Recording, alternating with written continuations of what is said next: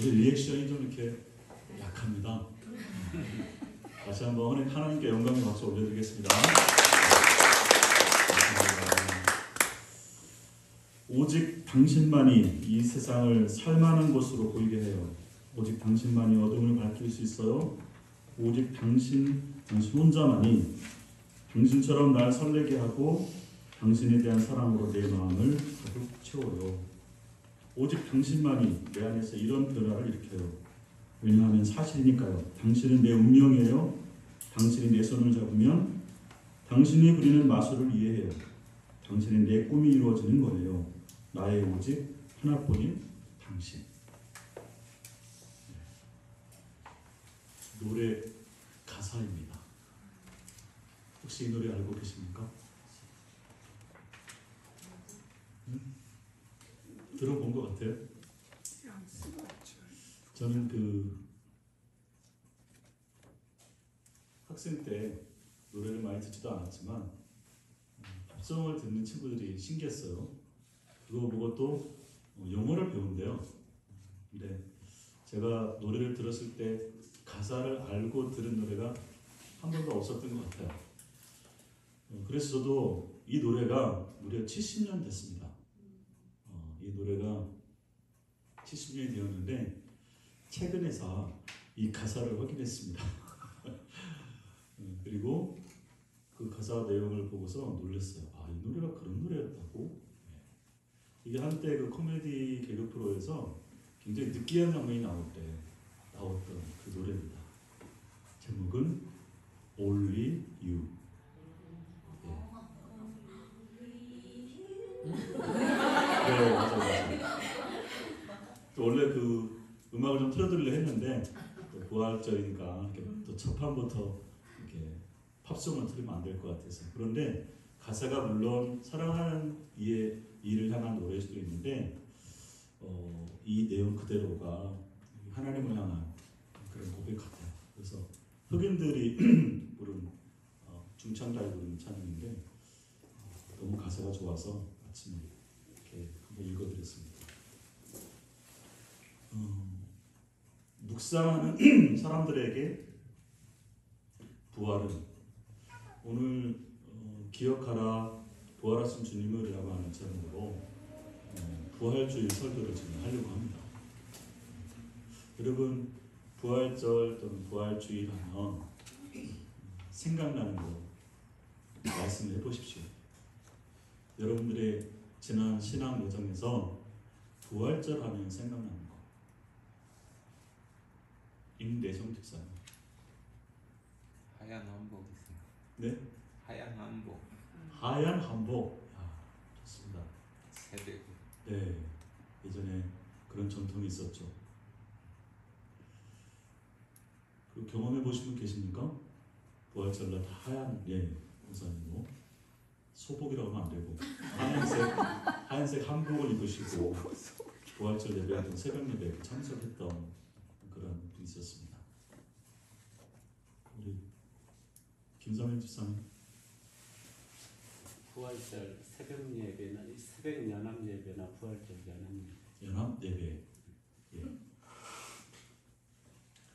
전현님 집사님. 계란. 제가 원하는 답이 이제서 나왔습니다. 네, 계란. 우리 박동수 집사님은 부활절에 생각하십니까? 기대하고 있습니다. 마음속으로. 아이고 다 나온 것 같아. 집사님은 그 얘기를 하셨어야죠. 말씀 기억나죠. 근데 사실 저희가 수많은 부활절을 지내고 또 부활에 대한 찬양이든 말씀이든 많이 들었는데 부활절하면 막 떠오르는 게 우리가 좀 전에 얘기했던 그러한 내용들이에요. 실제로 부활하신 주님이나 또 부활과 연관된 어떤 의미나 부활과 연관된 말씀들을 기억하기가 쉽지는 않아요. 우리는 그것을 전제로 하고 예배도 드리고 또 이렇게 찬양도 하고 여러 가지 부활절에 대한 퍼포먼스들을 같이 진행해 왔었기 때문에 사실 그 내용들은 부활을 기억하게 하고 그것에 대한 의미들을 제대로 알게 하기 위한 어떤 행위들이었잖아요.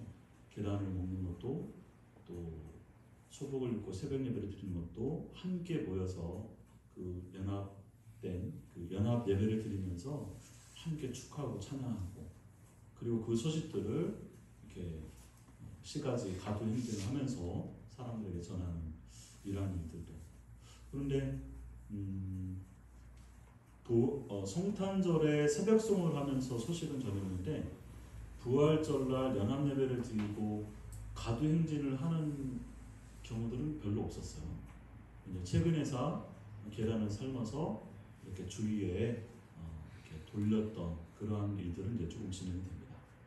그 다 예수님의 부활에 대한 소식을 증거한 것인데 또 오늘 저는 우리 묵상하는 그리스도인들에게 부활이 어떤 의미일까 이렇게 이번 말씀을 준비하면서 보니까 또 달리 보였습니다. 그리고 우리 오늘 아침에 김병욱 수사님이 또 말씀을 묵상하신 거 이렇게 밴드에 올려놓은 걸 봤더니 제가 발견했던 단어들을 또 집사님 잘 찾아서 나누셨더라고요. 그래서 저는 오늘 우리 가족들에게 특별히 우리가 지금 묵상 훈련을 거의 마쳐가고 있는 즈음이고 또 다시금 불을 지피려고 힘쓰고 있는 그런 과정에서 과연 묵상하는 그리스도인들에게 부활하신 주님 또는 부활절은 또 부활은 어떤 의미일까 라고 하는 것을 좀 생각해 보려고 합니다. 오늘 말씀은 그 부활의 첫 번째 증인들이었던 그 여인들에 대한 이야기입니다. 그래서 실제로 이 말씀을 보면 여인들이 1절에서 12절까지 대부분의 주인공입니다. 원래 주인공은 부활하신 주님이지만 부활하신 주님보다도 이 여인들의 상태, 여인들의 생각, 또 여인들의 변화, 여인들의 행동 이것에 지금 초점이 맞춰서 누가는 증거하고 있어요. 누가복음은 사도행전을 기록한 사람이죠.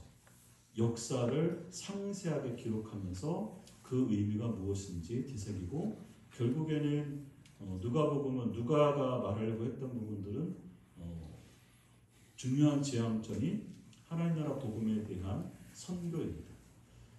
좀 더 구체적으로 말하면 부활하신 예수 그리스도에 대한 증거, 선교 이게 이제 중요한 그 주제였고 이것이 가능하게 하기 위해서는 누가가 계속 강조했던 또 한 가지는 성령이죠. 그래서 우리가 사도행전을 성령행전 이렇게 말합니다. 누가복음은 누가행전 이렇게 말하고요. 그리고 사도행전에서 이 누가가 강조하는 부분들은 성령의 역사입니다. 성령께서 역사하셔야만 우리가 예수님이 누구인지를 바르게 깨닫고 그 예수님께서 누구이신지를 알고 나면 우리 자신이 누구인지를 알게 되고 우리가 어떻게 살아야 되는지 우리가 어떤 사명을 갖고 있는지 알게 되고 그러한 사명을 따라서 그런 하나님의 뜻을 따라서 우리가 어떻게 살아가야 되는지 그리고 그 살아가려고 하는 그런 삶에 대한 도움을 성령께서 우리에게 능력 가운데 도우신다라고 하는 사실을 계속 말하고 있습니다. 오늘 말씀에서 이 여인들이 주인공이라고 하는데 가만 살펴보면 처음에 이 여인들이 어제 말씀에 예수님께서 십자가에 못 박혀 돌아가시고 아리마대 사람 요셉이 예수님을 장사 지내고 난 뒤에 그것이 어딘지를 확인하고 나서 장례 용품을 향료를 준비하기 위해서 준비합니다. 안식일이기 때문에 그 뒷날을 기약하면서 이렇게 준비하고 있었죠. 그리고 나서 안식 후 첫날에 이렇게 향료를 준비해서 예수님의 그 무덤을 찾아온 겁니다. 그들이 향료를 준비하고 무덤을 찾아왔을 때 생각했던 마음에 품고 있던 그리고 보려고 했던 것은 무엇일까요? 일단 무덤이었고 또 한 가지는 그 안에 있는 예수님의 시신에 향료를 바르기 위해서니까 그 시체를 보기 위함이었죠. 이들이 보고 싶어 했던 부분들은 바로 그거였는데 공교롭게도 이 두 가지 다 자기들이 상상하고 기대하고 생각했던 것하고 달랐죠. 무덤은 열려 있었고 그리고 예수님의 시체는 보이지 않았다라고 하는 그런 상황입니다. 이 여인들은 절망합니다. 자기들이 기대했던 것과 역시 다른 모습이었어요. 이들의 절망은 그 전에 십자가에서부터 시작이 되었었죠.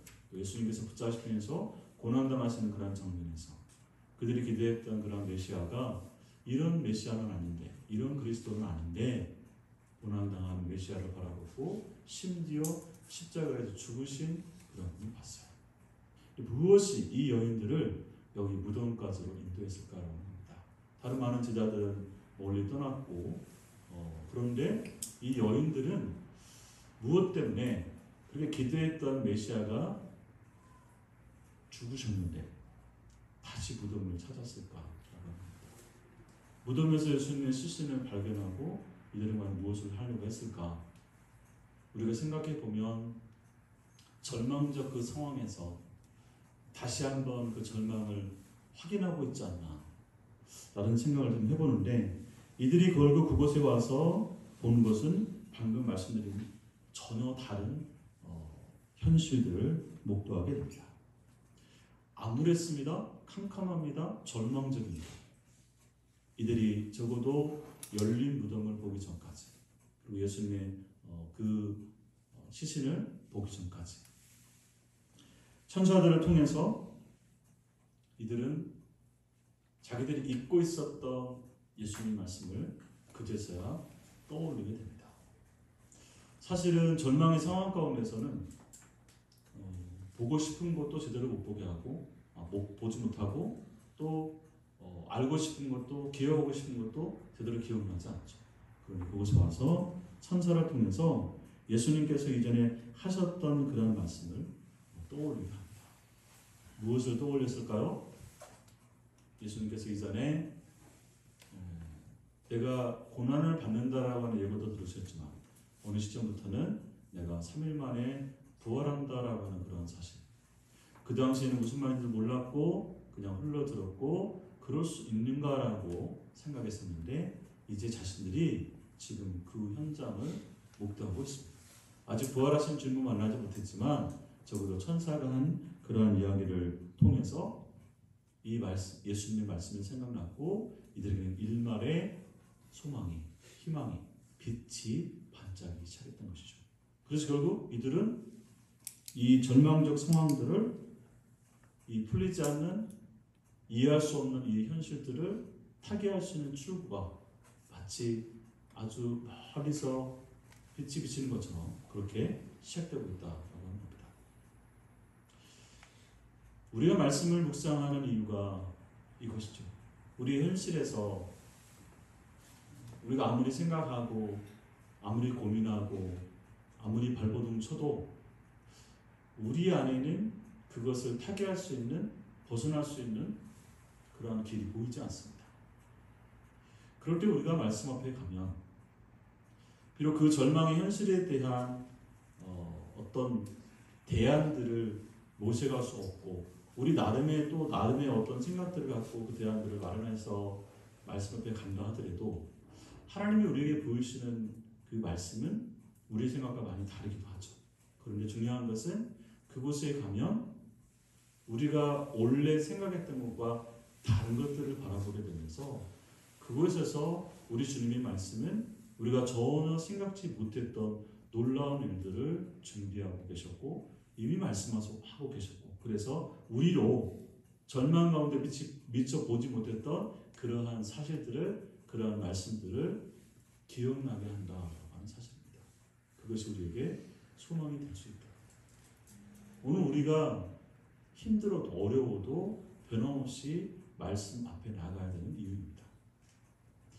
복 있는 사람은 악인의 길을 쫓지 아니하고 죄인의 길에 서지 아니하고 오직 여호와의 법을 즐거워하여 주야로, 오직 여호와의 말씀 즐거워하여 주야로 그 말씀을 묵상하는 자다 라고 했을 때 이 주야가 의미하는 게 세 가지라고 말씀드렸습니다.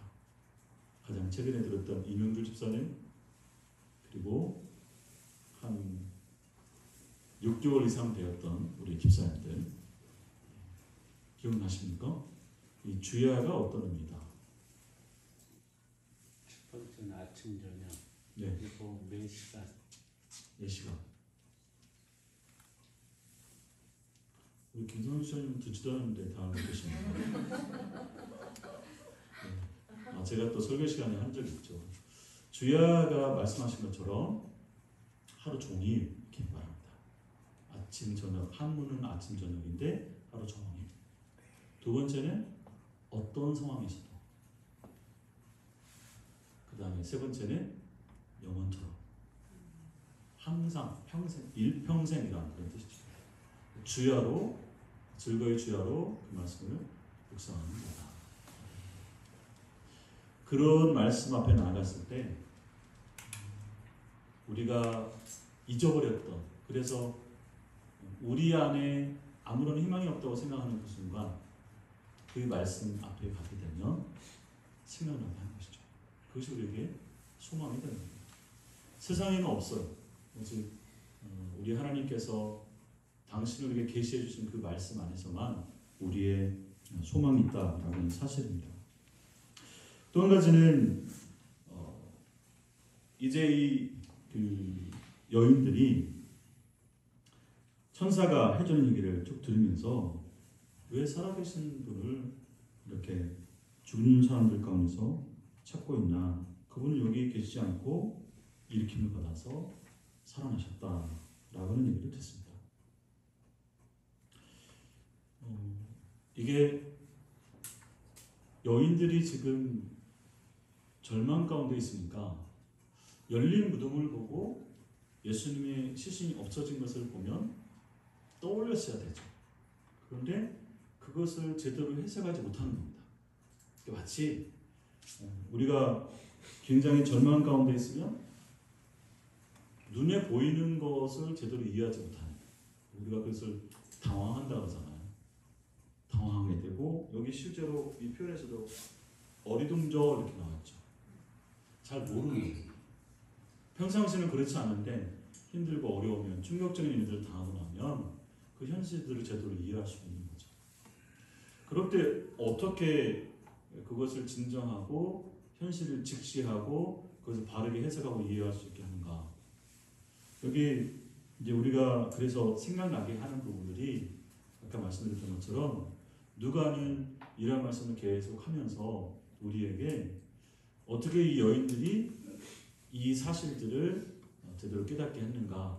천사와의 대화는 하나님께서 보내신 이 천사를 통해서 계속 설명하고 있고 얘기하고 있고 대화하고 있고 이렇게 이해할 수 있는 얘기를 듣고 있는 거죠.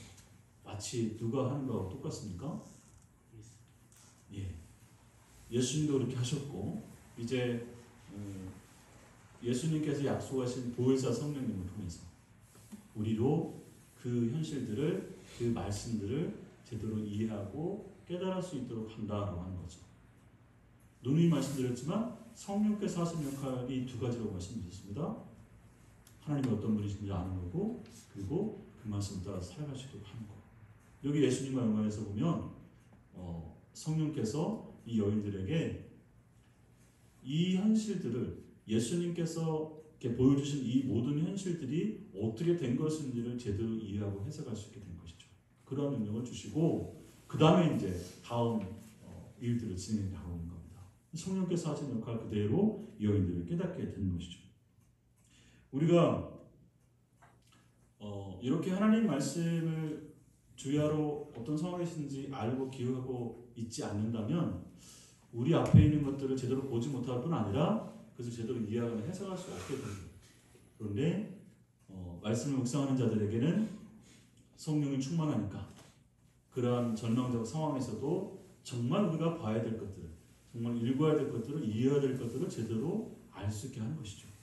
그래서 지금 이 여인들이 그제서 깨닫게 된 거고, 기억하게 되었고, 그것을 깨닫게 되었고, 이제는 자신들이 지금 목도한 이 무덤이, 열린 무덤과 없어진 그러한 시신이 무엇을 의미하는 것인지를 확신하게 된 것이죠. 우리도 그래서 날마다 말씀 앞에 가야 합니다. 그곳에 길이 있고, 그곳에 소망이 있고, 더불어서 그곳에 우리가 이해할 수 없는 그런 현실들을 제대로 해석해낼 수 있는 그런 답이 있다. 이렇게 봅니다. 그래서 우리는 이 말씀 앞에 오늘도 나가야 된다라고 하는 사실이고요. 마지막으로 이 여인들이 이제 이런 천사를 통해서 이 현실이 무엇인지를 제대로 이해하고 깨닫고 나서 결국 알게 된 게 부활하신 주님을 만나죠. 사실 다른 성경에서 보면 이 여인들이 그 앞에 있는 예수님을 만나는 장면은 나옵니다. 근데 누가는 지금 그것을 기록하지 않고 여기 이 천사들을 통해서 결국 이 현실들이 보이지 않지만 이것을 이 여인들이 깨닫고 믿게 되었다라고 하는 것이죠. 8절에 보면 여인들이 말씀을 떠올리게 됩니다. 그것을 떠올렸다고 하는 것은 이제 예수님께서 말씀했던 그것이 그대로 이루어졌고 이제 그 사실을 자신들도 이제 확인하고 믿게 되었다라고 볼 수 있는 것이죠. 기억이 이제 믿음으로 갔고 그 믿음이 확신으로 가서 이제는 그 믿음을 따라서 행동하게 되는 대로 옮겨진 겁니다. 그래서 9절에 보면 이 여인들이 한 행동이 뭐냐면 자기들이 경험하고 보고 듣고 깨닫고 기억하고 믿게 된 것을 이것을 토대로 이제 예수님의 부활에 대한 사실들을 제자들에게 전하고 있다라고 하는 사실입니다. 말씀을 기억하면 말씀을 묵상하게 되면 그것을 통해서 우리가 하나님을 알게 되면 그 다음에 우리가 어떻게 할 수 있게 되는지를 보여주는 아주 중요한 부분입니다. 그래서 이 여인들은 부활하신 주님을 제자들에게 전합니다. 사도들도 아직 이 절망적 상황 가운데 있었기 때문에 그들은 아직 부활하신 주님을 보지도 못했고 열린 무덤도 보지도 못했고 아직 그 부활하신 주님을 만나지 못해요. 그리고 아직 성령을 통해서 이들이 깨닫지 못합니다. 그러다 보니까 이 여인들이 증언하는 얘기가 여전히 헛소리로 들리고 그들은 아직 예수님이 하신 말씀을 기억하지 못하고 있는 것이죠. 유독 베드로만이 이 사실에 대해서 확인하기 위해서 달려갑니다. 이 누가복음에서 베드로의 예수님께서 내가 닭이 울기 전에 3번 나를 부인하라고 한 말씀을 기억했을 때 그때 우리 복음서들에서 베드로의 이 반응이 각각 좀 다르게 나옵니다. 어떤 데서는 예수님께서 바라보는 것만 나오고 어떤 것은 또 베드로가 통곡했다 이런 식으로 나오고 그래서 각각 좀 다르게 나옵니다. 근데 여기 그 누가복음에서는 어떻게 나왔어요? 기억하십니까?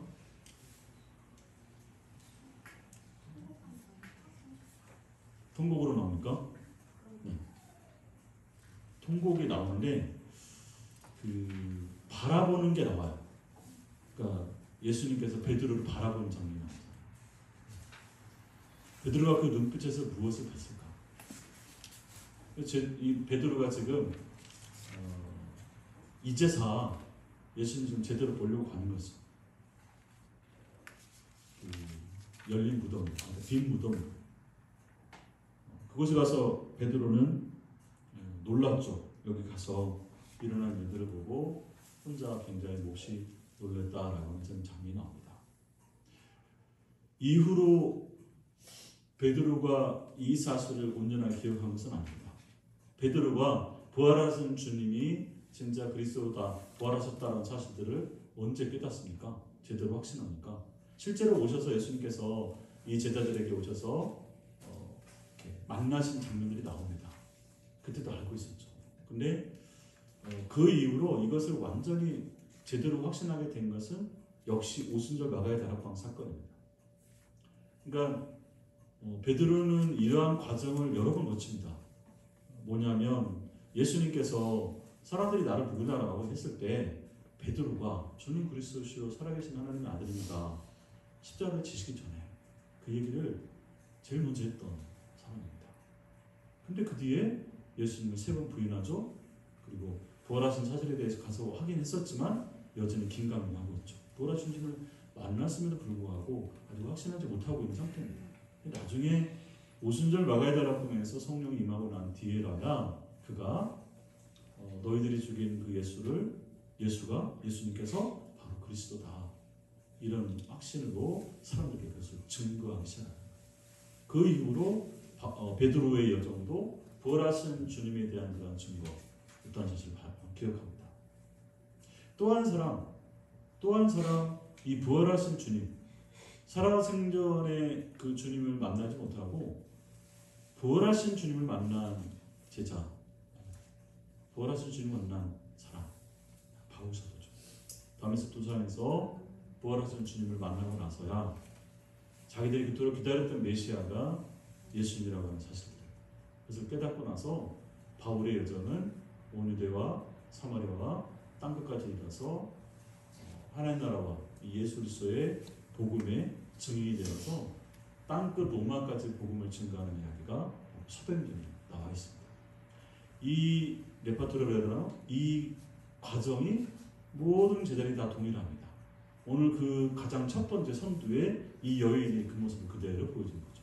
절망의 상황에서 이것을 경험하고 부활하신 예수님을 믿게 되고 이제 그 부활하신 예수님을 땅끝까지 증거하는 제자들이 증거하는 절망에 있는 그 사람들에게 그것을 증거하는 역할들이 이후에 베드로도 이후에 다른 사도들도 그리고 바울도 우리에게 보여주고 있는 것이죠.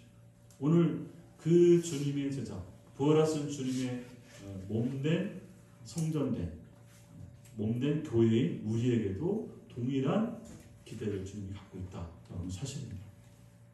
사랑하는 여러분, 우리가 부활이라고 하는 사실은 이미 2000년 전에 일어난 사건이라고 생각을 합니다. 그런데 그 효력은 그 주님은 여전히 우리 오늘 여기는 우리에게도 동일하게 효력이 발생합니다.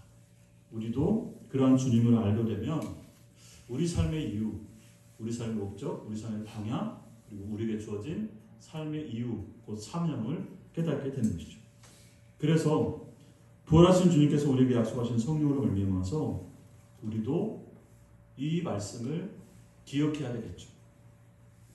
그래서 이러한 놀라운 말씀의 능력을 그 부활의 능력을 우리도 덧입어야 하는 것입니다. 말씀을 마무리합니다. 결국 오늘 말씀을 통해서 우리에게 묵상하는 그리스도인들에게 또 이 부활하신 주님께서 주시는 이 누가가 우리에게 증거해주는 이 이야기들을 통해서 우리는 절망의 순간에 결국 말씀을 기억해야 되는 거구나.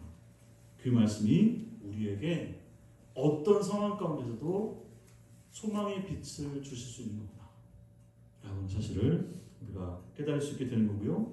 만약에 우리가 고난을 당하고 있다. 그런 상황에서 여전히 말씀을 묵상하게 된다면 그 말씀 우리에게 하나님의 깊으신 뜻을 그래서 우리가 이해할 수 있는 현실들을 제대로 깨닫고 이해할 수 있도록 해준다. 그리고 일상의 모든 순간에 우리에게 주신 그런 말씀들을 우리가 순종하며 나아갈 때 그 말씀이 우리를 부활의 증인으로 세워줘서 우리의 삶이 부활의 주님을 만나는 그러한 제자들처럼 그 안에서 우리가 허락하신 일들을 누리고 증거하는 삶을 살아갈 수 있게 된다는 사실입니다. 저는 우리 모든 사랑의 가족들이 이러한 부활의 주님을 묵상을 통해서 온전히 깨닫고 또 만나고 알므로 내가 누구인지 그리고 우리가 어떤 삶의 방향과 삶을 갖고 있는지를 기억하면서 그 삶을 잘 이어갈 수 있는 우리 모든 믿음의 가족이 될 수 있기를 주의 이름으로 축원합니다. 사랑의 하나님 아버지 은혜와 사랑을 감사드립니다. 이 혼돈과 절망적 상황 그리고 때로 아무 일도 일어나지 않은 것 같은 그런 현실 속에서 우리의 마음이 우리의 삶이 방황하고 나태하고 그리고 절망 가운데 있는 이들에게 오늘 부활의 소식을 통해서 이 부활절 통화에서 다시금 기억하게 하고 돌이켜보게 해주시고 주님께서 우리가 허락하시는 그런 소망의 빛을 비춰주시니 감사합니다. 우리에게도 두려움과 불안을 이길 수 있는 믿음을 더하여 주시옵소서. 그래서 우리의 삶의 자리 모든 일들을 주의 말씀을 통하여서 하나님의 뜻을 그 깊으신 뜻을 깨달아 알아갈 수 있는 그런 묵상의 능력을 저에게 덧입혀 주옵소서. 무엇보다도 우리의 모든 언행 심사를 통하여서 담대히 이 부활의 복음을 증거하는 부활의 증인 될 수 있도록 인도하여 주옵소서. 그래서 우리의 삶의 모습을 통하여서 우리 주위에 있는 많은 이들에게 이 부활의 능력을 나타내는 그러한 준비로 부족함이 없도록 인도하여 주옵소서. 특별히 우리 어린 자녀들에게도 아직은 어렵겠지만 그러나 우리가 지금 믿고 있는 주님이 부활하신 주님이라는 사실들, 그것이 우리의 소망이요 우리의 사명이요 우리의 삶의 이유가 될 수 있다는 사실들을 우리가 우리의 온 몸으로 또 우리의 말과 우리의 행실로 잘 가르치고 보여주고 증거할 수 있도록 인도해 주시고 우리 자녀들도 부활하신 주님을 만나고 알아갈 수 있는 그 은혜 허락하여 주옵소서. 함께하지 못한 믿음의 가족들에게도 동일한 저로 덧입혀 주옵소서. 모든 것을 감사 찬양 올려드리오며 부활의 주 예수 그리스도로 감사하며 축복하며 기도하옵나이다. 아멘.